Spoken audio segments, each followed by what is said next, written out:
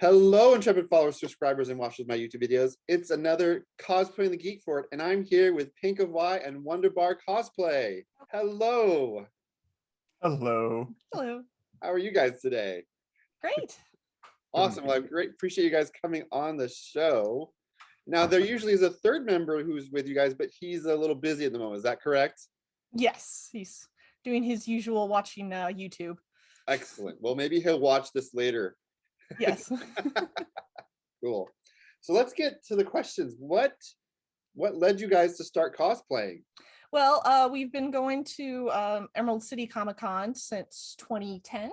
2011, that's right. It's been 10 years. 10 years, yeah. And we were just going to enjoy the con and stuff, and we kind of looked at the costumes and thought, oh, that might be fun to do sometime. And then finally in 2015, that we couple weeks before the con, that we were just watching TV and Indiana Jones and Temple of Doom came on, and I was like, hey, those look like kind of easy costumes that we could do, and a lot of stuff we have in our closet, and we could each be a character. Let's do that. We'll just dress up one of the days and see how it would go. So it was just kind of like a fun, we can do a family cosplay and we shouldn't have to buy too much or work too hard. But we had a great time, and then after that we were just kind of hooked.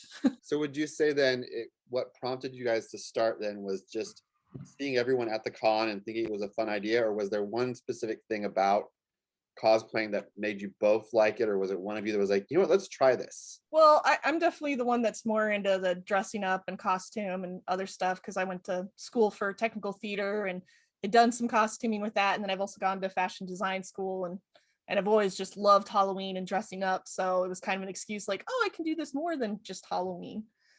And so then I pressured Doug. I'm like, hey, I think it'd be fun to do it and do it as a family. So yeah, cool. She's been dressing me up for Halloween since we met, really. I always thought it'd be fun idea, and like you said, the costumes looked fun, but it took a few years for her to convince me to dress up for the actual con. So then the idea of dressing up together, was that something you were doing already with Halloween, or was it Halloween was just, hey, I want to do this, and Lori's like, okay, I'll make that, or let's go make that, or let's go find that, and I was like, I'm gonna do this. It was usually my idea of like, I'm like, I found something and let's do this year, or I think it'd be cute if we did this. But yeah, I was definitely always into the matching couples theme or something. It was rare that we did something different, separate from each other. So then that first cosplay then was a group cosplay as Indiana Jones. Yes. Then which movie was it that inspired you? The Temple of Doom. Temple of Doom. Because okay. One of the main things that we really enjoyed about it was that the character Short Round, which we thought would be great for our son to do. That guy right there. Yeah. Is that our third member of the cosplay family there? Who's that? Yes. That's Kit Cody. You want to say hi? Hi.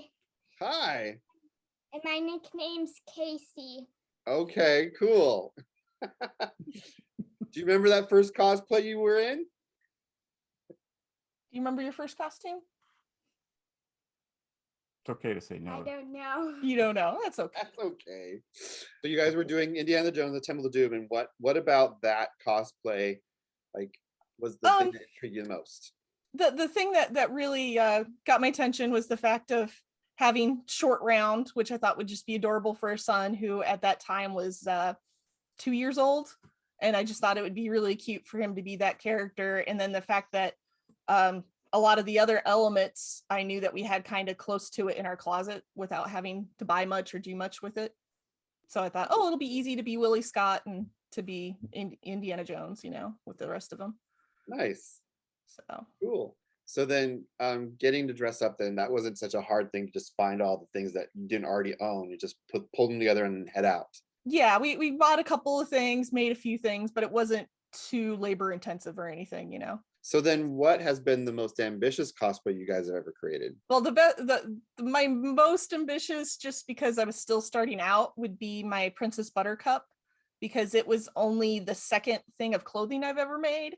Oh, wow. Okay. And I was like halfway through it, and I'm like, I'm basically making a wedding dress, and that's supposed to be like one of the hardest things to make, and I've never really done this. Oh well, I'll just keep going. And that there was just a lot of skills and things that I'd never really done, a lot of fitting, dyeing, hand sewing, just a lot of different aspects to it. Wow. What about the crown? Did you make that too, or is that something you purchased, or what was Yeah, that? I made that too, and I didn't know anything about foam or warbler or anything at the time. Oh So wow. that's actually like this plastic weave stuff that you use for like doing like carpet stuff type stuff or whatever. And then I covered it with aluminum tape and lots of beads and other stuff.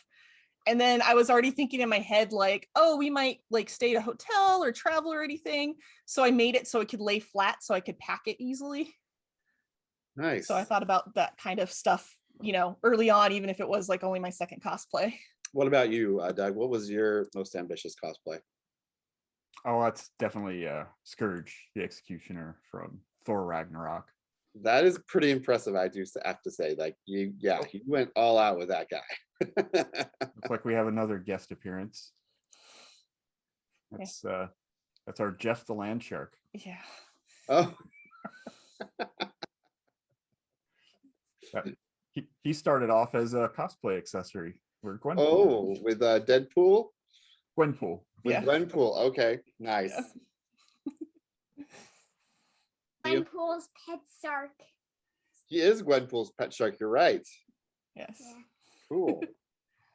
So when it comes to Scourge, what is that made of? What exactly did you use to make the armor? So the majority of it is made out of EVA foam, right, from TNT Cosplay specifically, but I guess that doesn't really matter. But it's you know, I made all the patterns myself, and I used a Dremel tool to create all the texturing and made all the pieces that I could separate so it can move.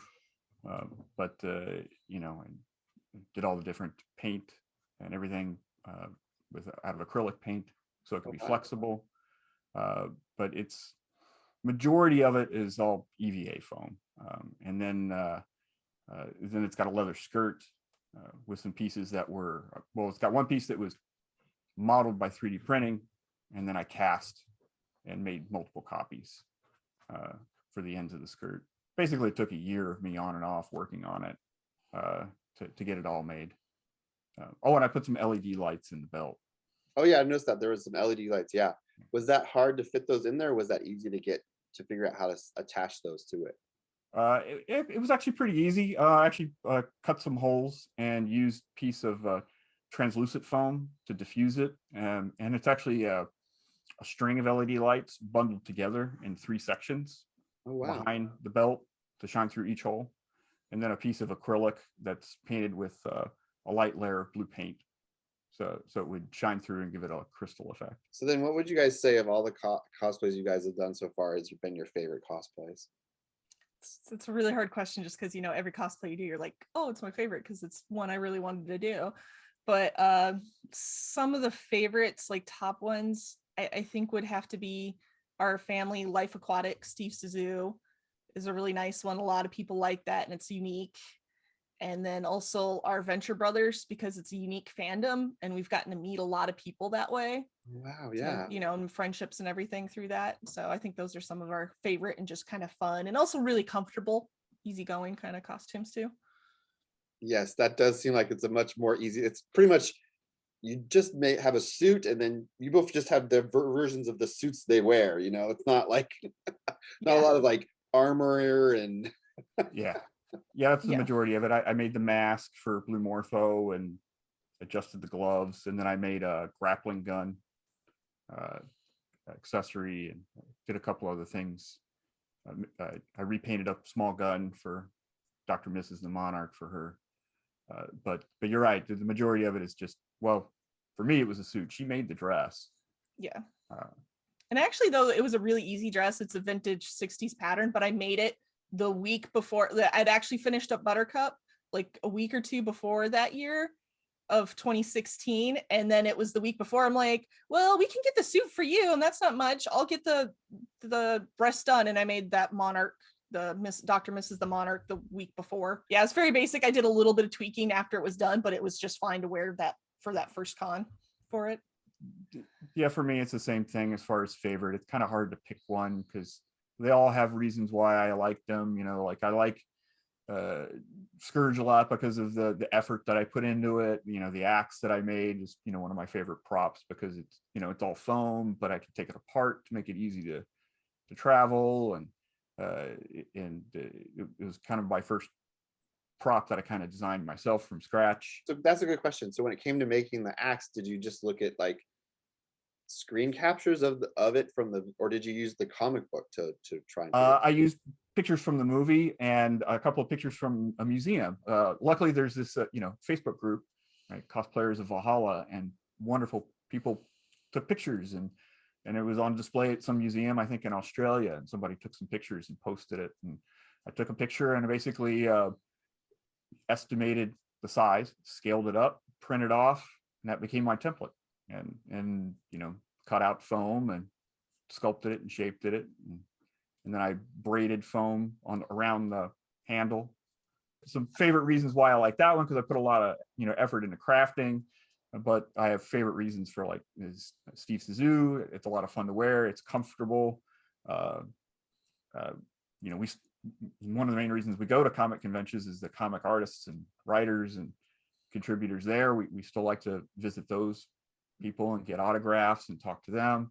And it's amazing how many of those folks know Wes Anderson. I'd say that's probably the most recognized costume there when we go on the con floor is Steve Zissou. Yes, I will say one of my favorite like memories of wearing that was the year we went to DragonCon, and part of DragonCon is they have a night out at the aquarium, at the Georgia Aquarium. And we had already planned on doing our Steve Zissou and everything. And we're like, oh, that's perfect to wear to the aquarium because we'll get little shots with the fish. And, we thought, oh, that'll be fun. Little did we know, like over a dozen other people thought the same thing. And we kept running into other Zissou cosplayers. And finally, one of them's like, we got to get a picture at the end of the night. So she ran around the whole aquarium, finding everybody that was dressed up and said, okay, meet here at the end of the night. And so we got a group photo of, although we never got a copy of like the really good one, but yeah, that we met like over a dozen people that were all Zissou characters as well, that and it wasn't planned at all. Yeah, and they all weren't Steve. Some people were different characters. Yeah, like there was a person that was the shark, there was people that were the interns, and the girl that was like really into it, she was a Harlequin version of Steve Zissou, and it was very fun. Nice.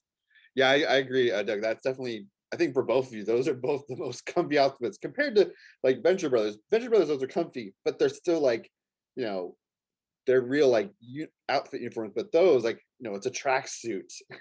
Like, you can't get much more comfortable than a tracksuit. Yeah. Cool. And of course, I have a lot of fun with my Deadpool and lederhosen. That I do agree. That is definitely one of the ones that I've enjoyed seeing you wear. It's especially when it makes it easier to know it's you, because when there's a lot of Deadpools out there, you don't know who is in what.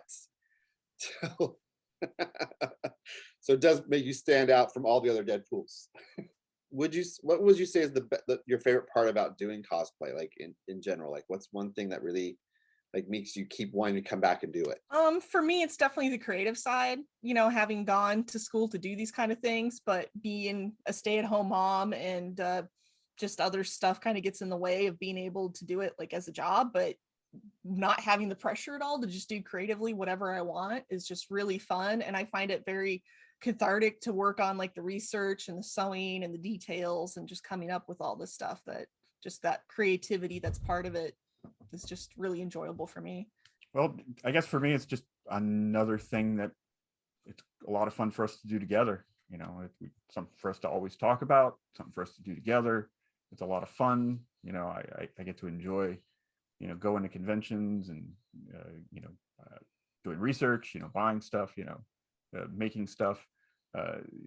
Probably the least amount of fun is when I'm, trudging away in the garage by myself, doing the sanding, right? The least fun tasks that are just the things you got to do to get to the next step that just take a lot of time, but I'm sitting there by myself doing it. So. One of the things I also find really funny is that, we did it. We probably would have eventually done it whether or not we had a kid or not. We just wanted to include him in doing it because, like we said, we were already going to cons before we had him, but we're like, oh, well, he's going to come along so he gets to be our accessory, kind of thing, until he has his choice, in which we now let him choose at least one of the group cosplays we do during the weekend. We usually let him voice, hey, what are you going to wear?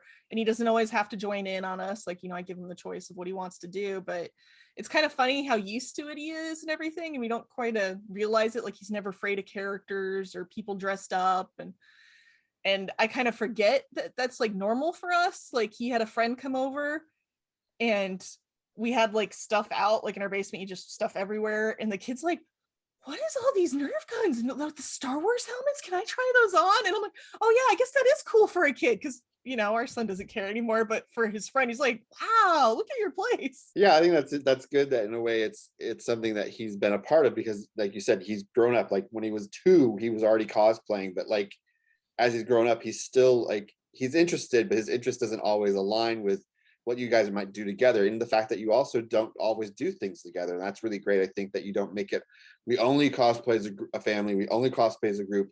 There's no deviation. Like, I think it's great that you're allowing yourselves to have that time to like just do what you want to do yourselves. And if you want to like, oh, I like what you're doing, well, you know what, I'll get in on it. I think that's really great. So what about hitting obstacles to creating? What helps motivate you to get through that? Great question. When you figure it out, let me know. Right? Normally it's just a matter of focusing on what it is you want to do, what's important, and keeping that in focus, right? Is it you're trying to get this next costume piece created? Is it do you have a group you're trying to cosplay with, and you want to be part of that group? But it's okay to maybe do it the next time, because there'll be another convention. So it's keeping, like I said, what it is that you want to do in focus. If it's a competition, you don't have to compete in that event. You can compete in the next one, right? So you don't have to kill yourself trying to get it done. It's, when do you want to get it done? To motivate. That's how I've focused on motivating myself. The past year's been a little different because there's a lot of other stuff going on. So it's been more difficult personally to motivate myself to get a lot of stuff done, focusing on other things. But in general, that's the way I try to, when I run into roadblocks, as far as, do I feel like doing this today? I try to focus in on what it is I'm doing this for, and the main thing is I'm cosplaying for myself to have fun. So I got to remember, I'm doing this to have fun. This is a hobby, right? I'm not in this to make money. I've met some wonderful people. I've made some friends, but I'm in it to have fun. So keep the focus on having fun. So as long as I can still have fun, maybe what I'm working on is causing me problems, put it aside, maybe work on something else. And I can circle back around to this. And usually that helps. Yeah, Cool. and just to add to what he said, my other thing is, especially having him around, that whether or not he's helping with something or not, but also just having him as a sounding board. Sometimes I'm like, oh, I'm kind of stuck on this thing and I don't know what to do. And either it's just me talking it out, or maybe he'll bring up a suggestion and I'm like, oh, I didn't think about it that way. Maybe I'll try it, so that really helps having somebody else to talk to about some of that stuff. But I think what you said, Doug, about just have fun. Like, I think it's what sometimes people forget is it's just something you do that's fun, that you like, and not take it too seriously. Yeah, and for some people, it can be, a bit of a career or something that they want to focus in on, and that's okay if they choose to do that. But for me personally, it's not. I'm never going to make that much money at it, and that's okay. I'm okay with that. I'm just in it for the fun, and that's all I just got to remember. Hey, this is just fun for the weekend. I can still have fun. I had a lot of fun going to conventions without wearing a costume. I can still have fun if this costume's not done. I have other costumes now that I got backups. If this one doesn't work out, I can dust off another one. What is something, are you guys have any projects that you're working on right now? Any cosplays that you're working on that's you're doing, or what's going on? For me, I've been working on since well over a year now, because I started it before Emerald City last year, that I was trying to get done, was Bombshell Killer Frost, where she's like a ski bunny. And I've been working on that, and it was, one of those things, like I was trying to get it done in Con Crunch, and then of course it didn't happen, and I'm like, oh, I'll get to it later. And now I've just kind of been slowly doing stuff here and there, and hope to eventually get it done. That that the clothing stuff's really easy. It's just figuring out that I want to do the full skis and everything else, and knowing, oh, how am I going to do that at a con and carry it around? So I'm still kind of piecing stuff together and figuring all that stuff out. And then I have like probably well over 100 other plans of cosplays I want to do. So those are always like on the back burner of like, oh, if I see this on sale or I can find this, then I'll get that for when I work on the next thing. Doug, what about you? Anything you working on? Yeah, I mean, I started on one again, actually late 2019, and was working on it. I knew I wouldn't get it done for Emerald City, but I was working on it for Star Wars Celebration, which of course got pushed into, is it 2022 now? Yes. But Yeah. hey, it got pushed way out there. Mhm. I actually bought this to help me. I'm basically making this costume. So I'm lucky enough that I've got a nice, great visual aid to help me figure out exactly, what size and colors and material. But I'm not going to make it look exact like an action figure. But the idea is to make it look close. I haven't gotten as far as I'd like to, but that's the idea. That's what I'm working on, is my own Mandalorian. But I didn't want to do the straight screen Boba Fett. I wanted to do something a little different. And I've seen a few people. There's a few that have done that version, not many. So that's the other thing I like to do too, is pick costumes that aren't necessarily everywhere. I like ones that are a little bit unique, but I don't have to be the first one or the only one. So it appealed to me. What has been your favorite con you loved to attend? It's hard because we've gone to lots of different ones. Of course, we've been the most to Emerald City, and since that's our local con, we love going there and meeting everybody and getting to see everybody. And of course, the other local ones that like RenCon, because it's small and get to talk to our friends more, not so huge. And the same with like Rose City and some of the other small little ones around, Jet City and some of the other ones, Washington. So, all the local ones are really good just to get to see everybody and not have to go far and plan as much. But the other ones that are really that like I think are some of our other favorites is the Denver Pop Culture Con, which is now Fan Expo Denver.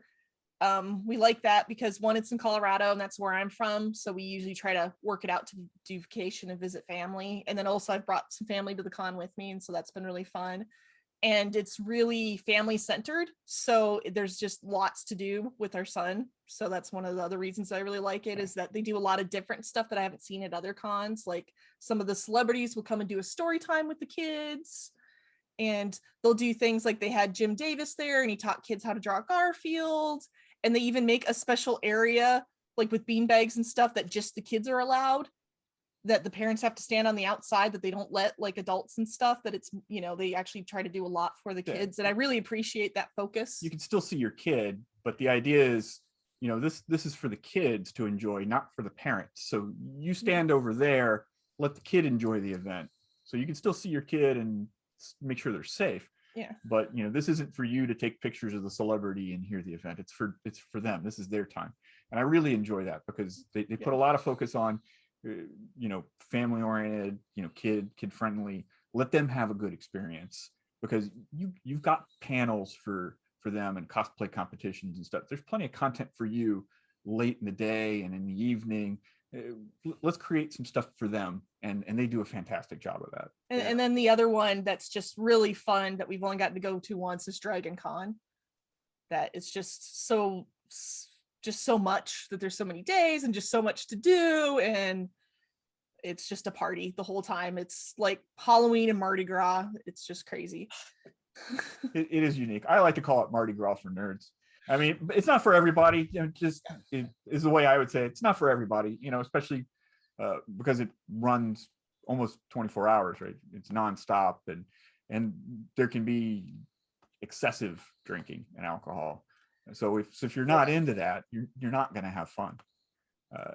And I'm not into drinking too much, so I'll go, and then when I'm done, I'll go back to my hotel room, and we stayed outside of the main hotel, so we could go away from that environment when we had too much so to tolerate. But if you're right in the middle of it and can't escape it, that can be too much if that kind of environment is too much for you. So I try to make sure it's very clear to people that have never experienced it when I explain, hey, this is a different kind of convention.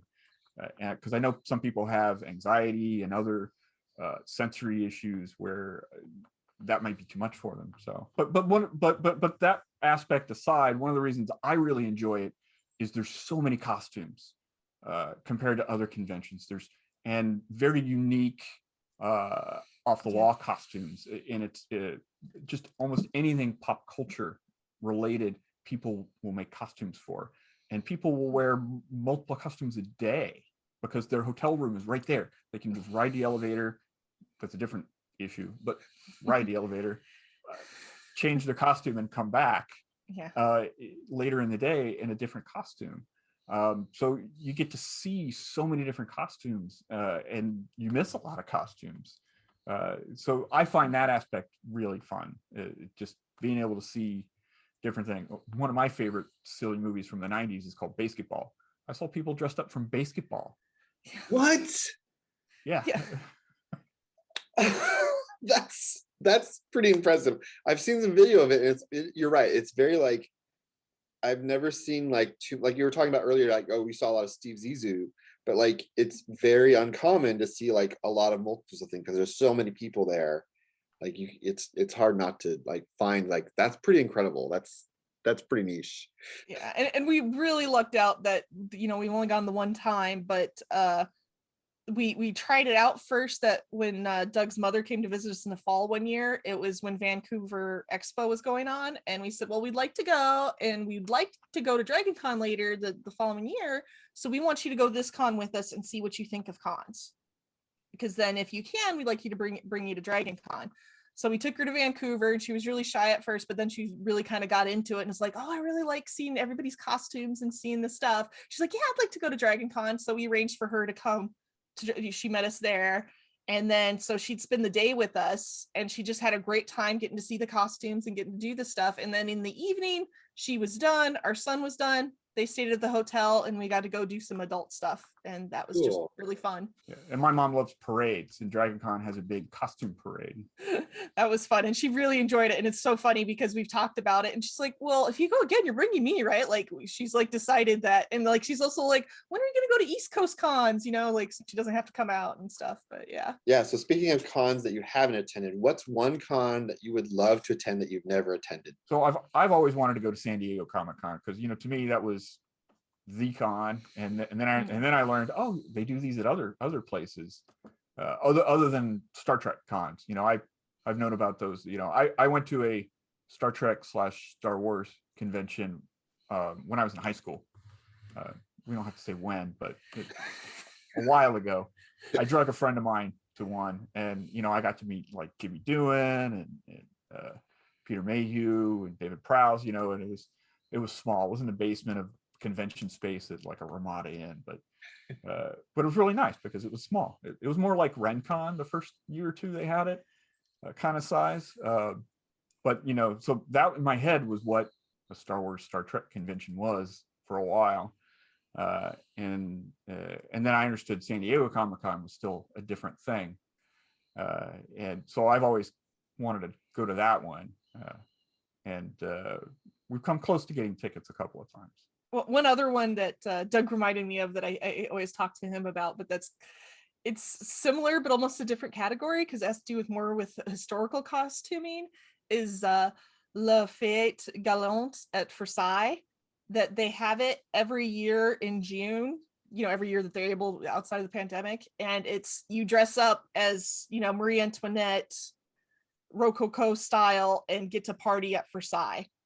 And it's international, everybody comes, and I've followed a couple different cosplayers that do historical costuming that have gotten to go, and I'm just like, oh, that just looks so cool and just fun to get to really role play. You get to go to the castle and get to do stuff, and they do like an opera where you're in the theater, and they do other things like teach you how to dance like that time period, and they do a fireworks show. It looks like a really epic thing that I'd love to do sometime.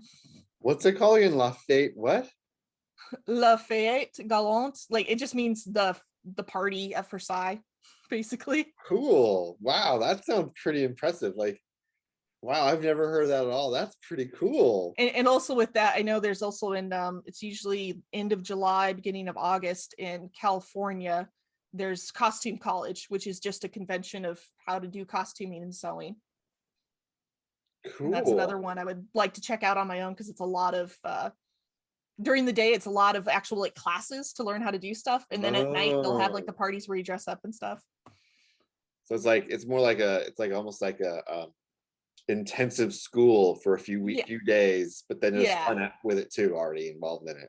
yeah. Interesting. Well, cool. What is one piece of advice you want someone new to cosplay to know about that you wish you knew? I think just to have fun with it and not to take it too seriously. Really, that's the main thing. That although I don't think I ever had that mindset of taking it too seriously, but also maybe not to be too self-conscious, because I know when we first started going to cons and we saw all these people taking pictures with other people, we were a little self-conscious, like, oh, that would be weird to have these strangers taking pictures of you and seeing these pictures of you online.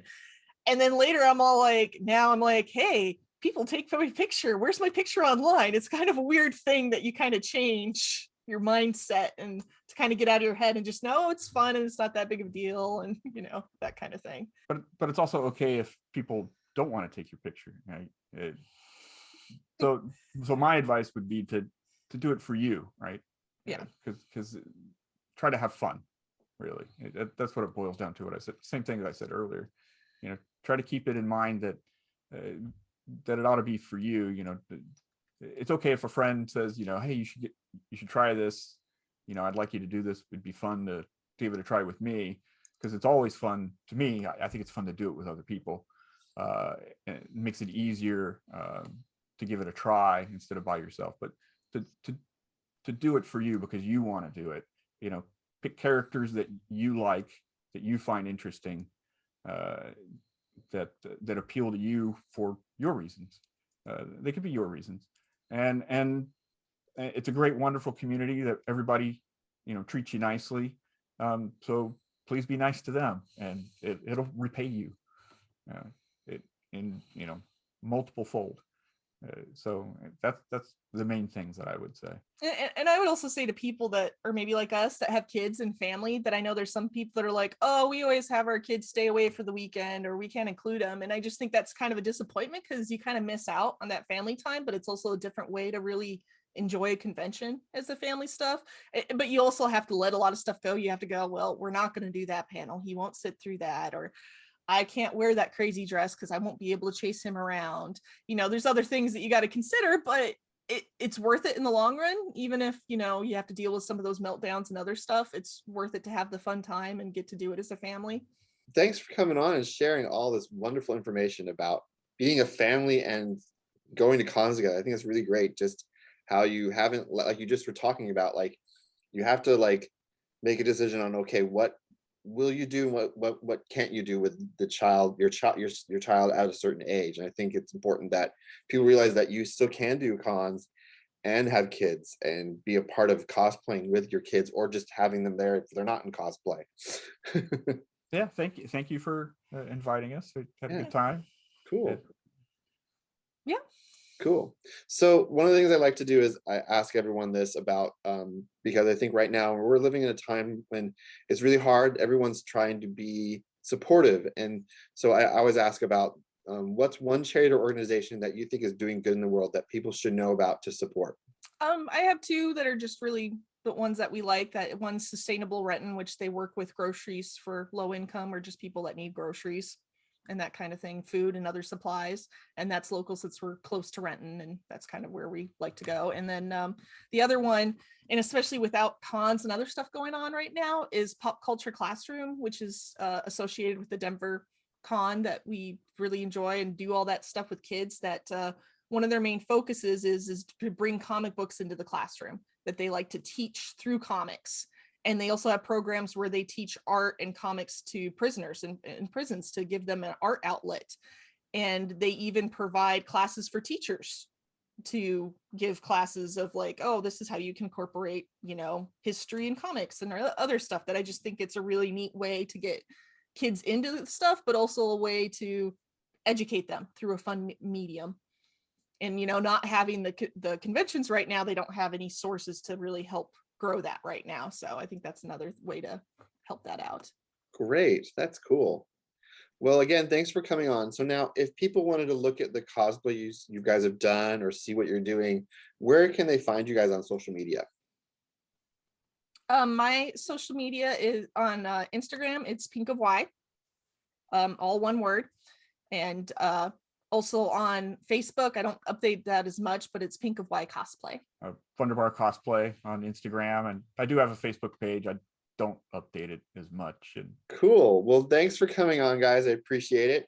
And for you out there watching this, if you want to learn anything about what we've talked about today, there's going to be links down below in the description. And then tell us in the comments what you love about cosplay, or what con that you love to go to. And again, at the very end here, there's going to be a little screen. It's going to show you more of the cosplay interviews I've done in the past. You can watch those and come back again soon for another cosplay in the Geekfort. Have a good day, guys. Bye. hi.